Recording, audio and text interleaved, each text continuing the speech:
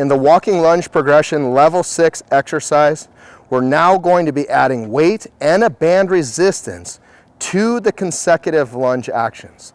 Now, let's go ahead and look at the form of this and break down the details. So for the lunge alignment first, right? It's the same lunge alignment as you've seen in all the first 5 levels, but I'll go through that very quickly. First, you're gonna start with stance phase. You want your femurs, legs to be about exactly, not about, but exactly hip width. Then, when you go into the lunge, you want your foot to be pointing perfectly straight forward. Then you want the second and third toe in line with the patella in line with the hip or acetabulum. You want those arrows on the pelvis to be pointing perfectly straight forward. You want the pelvis level, not in a Trendelenburg position. Then you want the torso upright, center of the ear in line with the center of the shoulder. Right? So now there's some variations that you can make to this. One is while you have the weight attached and the band attached, you can come up and pause in stance phase, or you can just step straight through. Right? So that's one thing that can be varied, whether you stop in stance phase or go straight through. And the answer to that is if you're doing absolutely perfect form in stepping through, then step through. If your form's getting a little shaky, a little off by not standing in stance phase, then stand in stance phase. It also adds an additional stimulus.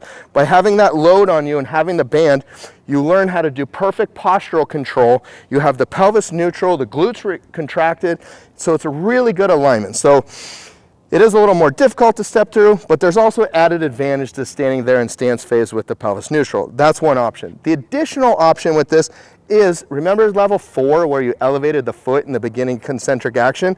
Well, you can elevate the foot in the beginning of concentric action on this also, or not, depending on how perfect the control is.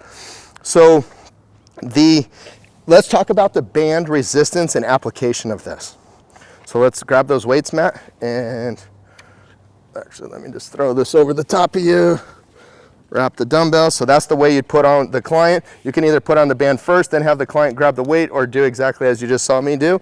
Let's step back a few steps. Good. Okay, so here's how we add the band resistance. When the client goes into eccentric action, so this phase, just kind of go with them. But once they go into concentric action, you stay where you're at, which is going to add additional resistance in the concentric action versus eccentric. Go ahead and step. I go with him. When he comes into concentric action, I stay. When he goes into eccentric action, I go with him. When he goes into concentric action, I stay. Right? So there's more resistance on that. Now, fitness doctor practitioners, the additional thing you can add is that when we go into concentric action, let's do the same exact thing.